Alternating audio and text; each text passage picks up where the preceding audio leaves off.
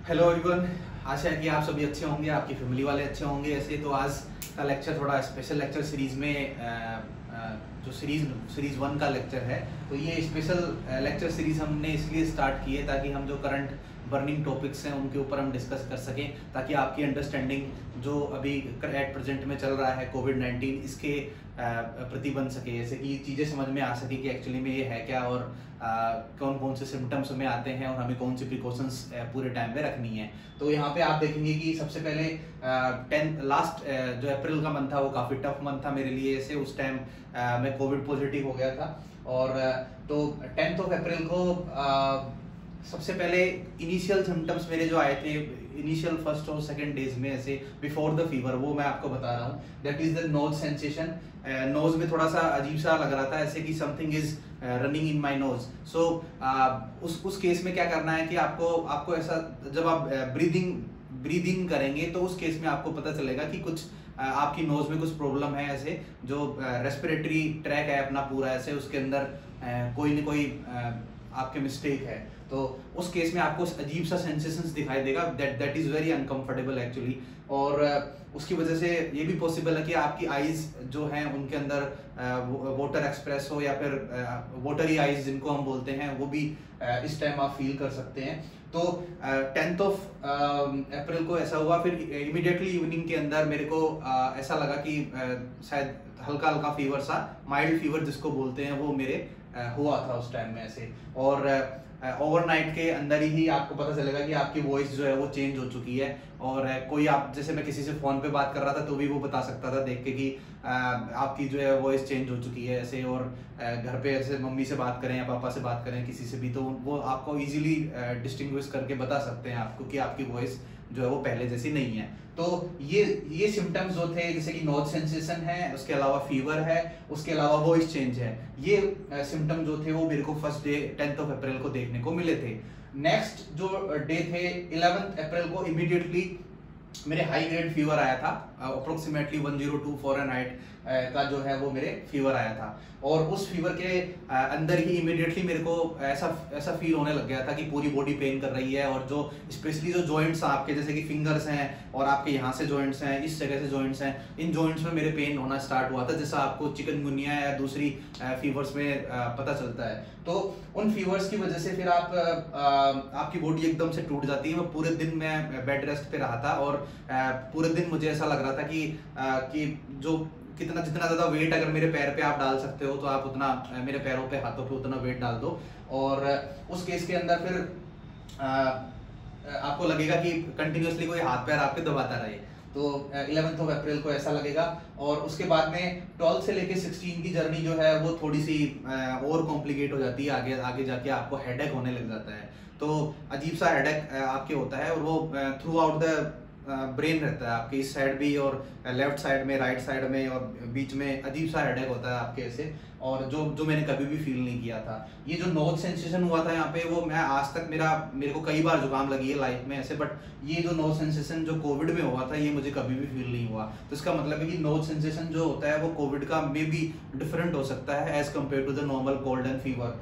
और यहाँ पे जो 12 से 16 के जो मैंने बताया आपको, तो उसमें जबरदस्त वाली थकान आपको होती है। और उस केस में आपको पूरे दिन आपका ऐसा मन करता है कि बेड पे लेटे रहें और सोते रहें, कुछ भी करने का मन नहीं करता आपका। इवन आपका सेल फोन यूज करने का मन भी नहीं करेगा। तो फैटिग में होता है। उसके अलावा जैसे आपके बॉडी में वीकनेस इतनी ज्यादा आ जाती है क्योंकि आपके जो हाई ग्रेड फीवर आई थी, शरीर को पूरे को आपको तोड़ देती है। तो उस केस में आपको लगेगा कि ये जो वीकनेस आई है मेरे, और इसका रीजन ये फीवर ही रहती है। उसके अलावा जो नोजिया है, आपको जी चलाता रहता है, एनी टाइम आपको लगेगा कि वोमिटिंग होने वाली है, बट होती नहीं है एक्चुअली में।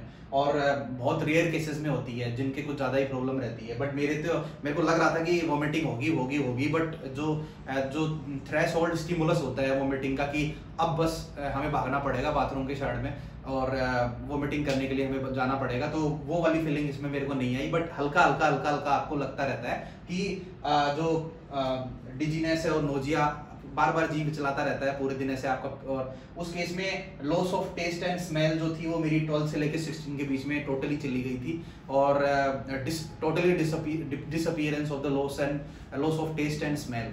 तो उस केस में फिर टेस्ट आपका, आप कुछ भी खा रहे हो आपको टेस्ट का पता नहीं चलेगा।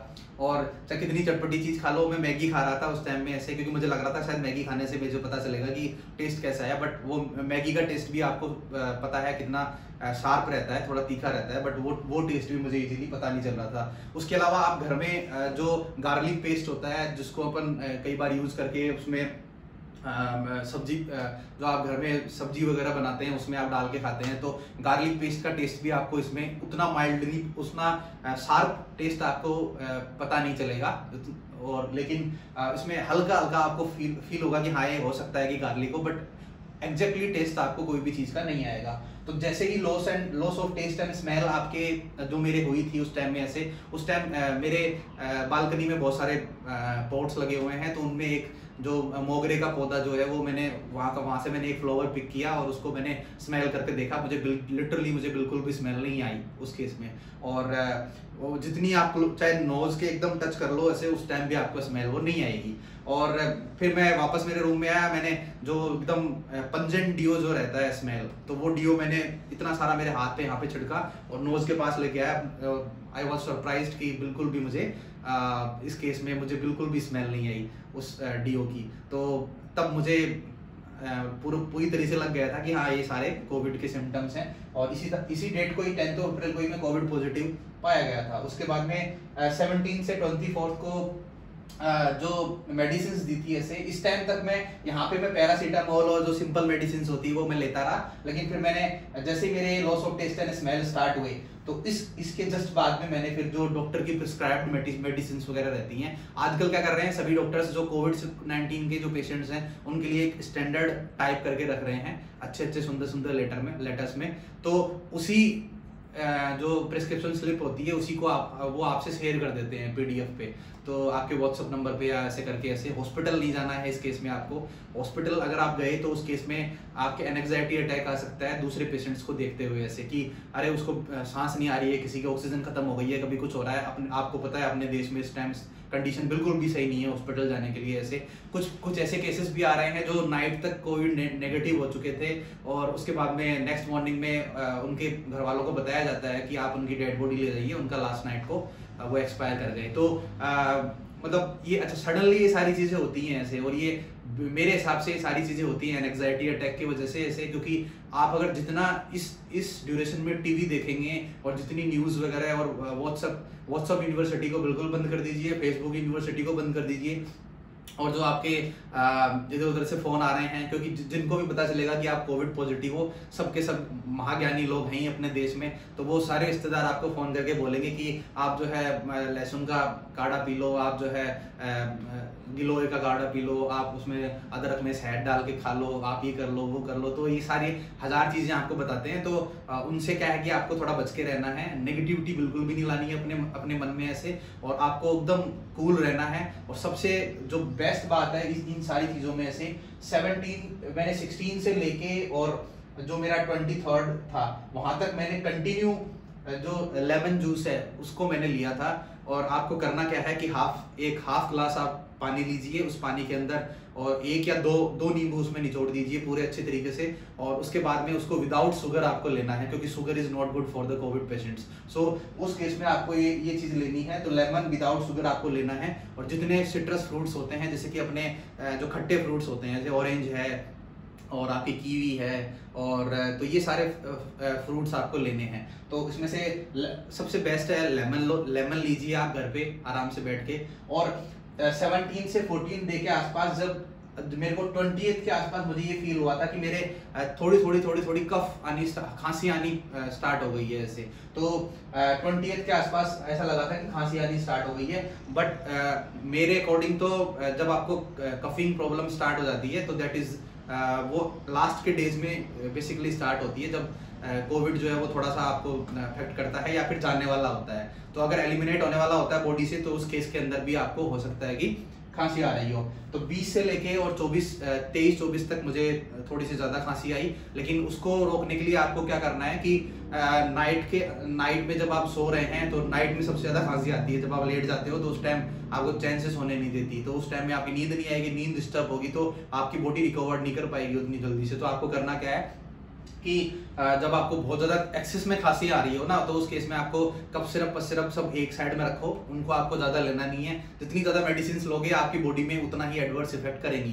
तो आपको बेसिकली ये करना है कि लेमन लीजिए, और लेमन के साथ में इवनिंग में रात को सोते समय आपको क्या करना है, अदरक को कूट के अच्छे से और उसमें हनी मिक्स करके, और वो 1 चम्मच आपको 1 स्पून आप अपने माउथ में रखिए। ओवरनाइट आपको माउथ में रखना है, जैसे कि ये हम चिंगम चबाते हैं वैसे ही आपको माउथ में रखना है पूरी नाइट ऐसे।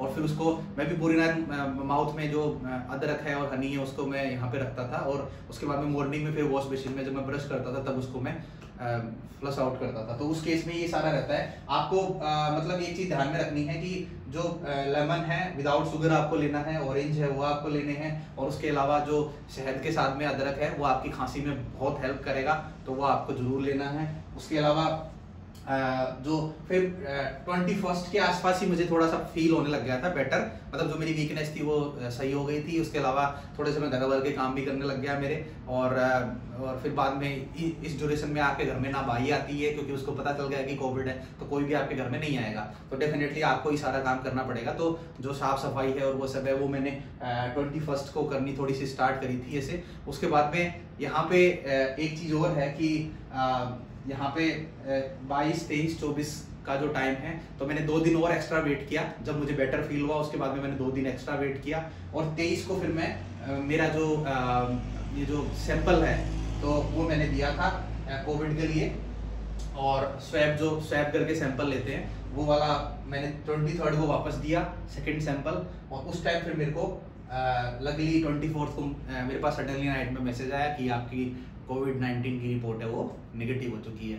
तो वो मतलब काफ़ी रिलैक्सिंग था, और मतलब एक बहुत अच्छा सा लगा कि हमने रिकवर्ड कर गए। लेकिन स्टोरी यहीं पे ख़त्म नहीं होती, उसके बाद में आपके पोस्ट कोविड सिम्टम्स स्टार्ट होते हैं कि कोविड के बाद में आपको क्या फील हो सकता है। तो कोविड के बाद में जनरली आपको हो सकता है कि हल्का हल्का पेन फील हो बॉडी में ऐसे, बट पेन आपका क्योंकि कंटिन्यूसली आप 7 दिन तक बेड पे लेटे हुए रहे हो, तो उसकी वजह से ये हो सकता है कि आपको बैठे बैठे आपने जो खाना वाना खाया, कुछ भी खाया ऐसे, तो मे बी डाइजेस्टिव प्रॉब्लम की वजह से, गैस्ट्रिक प्रॉब्लम की वजह से जो गैस बनती है वो गैस भी पेन कोज कर सकती है आपकी बॉडी में। और तो अगर कंटिन्यूसली आपको पेन हो रहा है 4-5 दिन से ऐसे, तो definitely you should go for the chest HRCT, और चेस्ट स्कैन के लिए आप जाइए। But chest scan is another big problem, because वो काफ़ी रेडिएशंस उसमें रहते हैं। कई डॉक्टर सजेस्ट करते हैं, कई नहीं करते। तो आपको अगर ब्रीदिंग प्रॉब्लम हो रही हो और कंटिन्यूसली खांसी आ रही हो और चेस्ट में खूब सारा पेन हो रहा हो, तभी आपको कोविड नेगेटिव आने के बाद में तब आपको चेस्ट स्कैन के लिए जाना है। और तो ये थी सारी कोविड जर्नी। और अब मैं आपको बताता हूँ कि कौन सी मैंने दवाइयाँ ली थी उस टाइम, जो डॉक्टर ये कॉमन मेडिसिन हैं जो सभी डॉक्टर्स आजकल दे रहे हैं ऐसे। वो थी आपके जैसे कि एक एजिथ्रोमाइसिन थी 500 mg की ऐसे, जो एक पर डे आपको लेनी थी ऐसे। और मैंने 6 दिन की दवाइयाँ ली थी, 6 दिन की पूरा कोर्स कंप्लीट किया।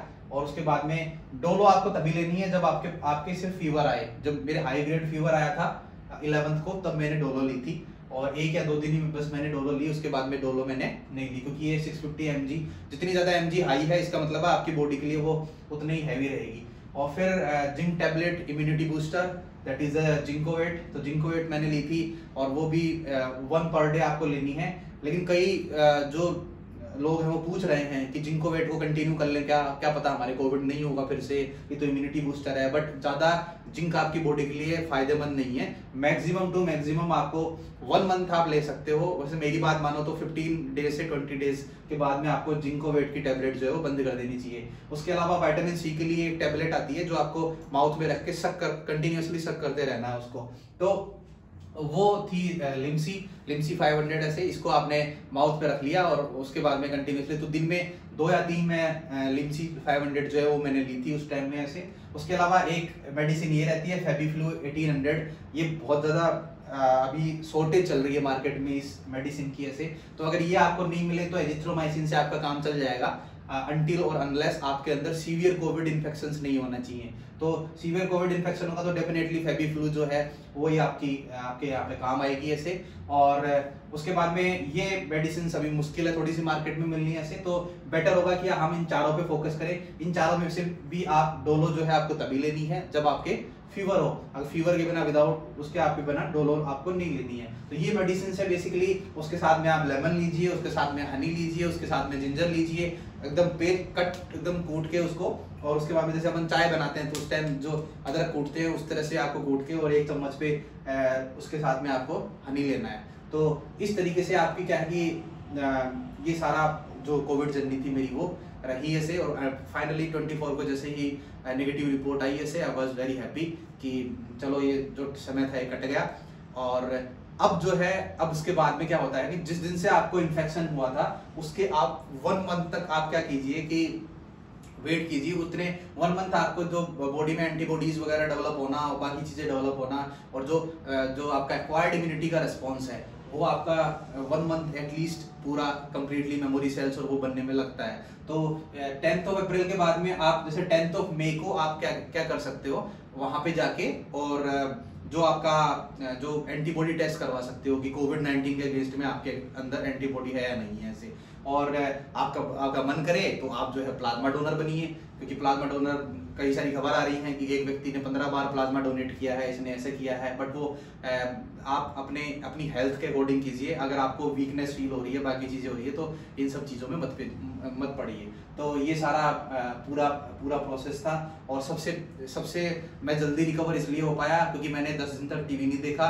मैंने जो सफर्ड हुए पेशेंट्स और जिनकी कोविड की वजह से जिनकी डेथ हुई है और जिन लोगों ने अपने जो लव्ड वंस को खोया है, तो वो मैंने बिल्कुल भी नहीं देखा ऐसे। और वो बिल्कुल थोड़े से डिवास्टेटिंग सिनेरियो अपनी कंट्री में भी चल रहा है, बट आपको इसके ऊपर अभी फोकस नहीं करना है। अगर आप पेशेंट है स्पेशली तो आपको, अदरवाइज एंजाइटी अटैक इतना जबरदस्त रहता है जो मैं आपको बता नहीं सकता। क्योंकि एक मेरा फ्रेंड है, वो 9 दिन तक मेरे कहे में एकदम सही चला, लेकिन 10th ऑफ डेज में आके और उसके एंजाइटी अटैक आया और उसके बाद में सडनली उसको लगा कि उसने सीटी स्कैन करवाई, उसने बाकी चीजें कराई, सब कुछ नॉर्मल आया।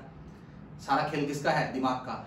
अब दिमाग में वहम का इलाज नहीं है, तो इसलिए आपको जो टेस्ट हैं इसके सारे ऐसे, तो RT-PCR स्टार्टिंग में आप करवाइए, RT-PCR एंड में करवाइए। जब नेगेटिव हो गए तो आपके मन में शांति हो जाएगी, लेकिन फिर भी थोड़ी सी वीकनेस आपकी देखो 15-20 दिन तक रहती है, पोस्ट कोविड वीकनेस, जो सही होने के 23 से लेके आज जैसे कि 9-10 तारीख है, तो आज में आके 15-20 दिन में आपको लगेगा कि हाँ आप एकदम बिल्कुल ठीक हो चुके हो, कोई बीमारी आपके हुई ही नहीं है पहले, इस तरह से आप फील करोगे। तो ये सारी कोविड जर्नी थी और आशा करता हूँ कि आप सभी खुश रहें और स्वस्थ रहें, और आपके सभी जो फैमिली वाले हैं वो सब भी स्वस्थ रहें। और आप और कोई भी क्वेश्चन हो उससे रिलेटेड ऐसे जो आपको कोविड जर्नी से रिलेटेड पूछना है तो आप कमेंट बॉक्स में डालिए। इस वीडियो को जितना शेयर कर सकते हैं, लाइक कर सकते हैं, और हमारे चैनल को जरूर सब्सक्राइब करें, क्योंकि आने वाले जो 2-3 वीडियो हैं वो कोविड-19 पे ही मैं डालूंगा। एक मैं RT-PCR को कवर करूंगा कि RT-PCR टेस्ट में एक्चुअली में होता क्या है, और एक अपन कवर करेंगे आपकी RT-PCR के साथ में HRCT ले लेंगे, CT स्कैन भी, और उसके अंदर कौन कौन से स्कोर होते हैं और वो कैसे आप उनको इंटरप्रिटेट कर सकते हो। तीसरी चीज ये है कि आप एक नेक्स्ट जो है उसके अंदर अपन जो अभी रिसेंटली DRDO ने ड्रग डिस्कवर नहीं, एक्चुअली वो अप्रूव्ड करवाई है आपने जो ड्रग कंट्रोलर वगैरह है उनसे, तो वो ड्रग उस ड्रग का नाम है 2DG। तो वो 2DG ड्रग जो है वो अभी मतलब जो पाथ ब्रेकिंग ड्रग डिस्कवरी उसको माना जा रहा है कि उसकी वजह से इसमें हाइपोक्सिया कंडीशन और जो ऑक्सीजन की कमी हो रही है उसमें वो हेल्प करेगी और पेशेंट जो है वो सफोकेट नहीं करेंगे। तो उस एक ड्रग पे अपन वीडियो लेंगे और नेक्स्ट जो वीडियो आएगा वो RT-PCR और HRCT पे आपको देखने को मिलेगा। तो लाइक करें, सब्सक्राइब करें, कमेंट करें और इस वीडियो को जितना हो सके उतना शेयर करें। Thank you very much.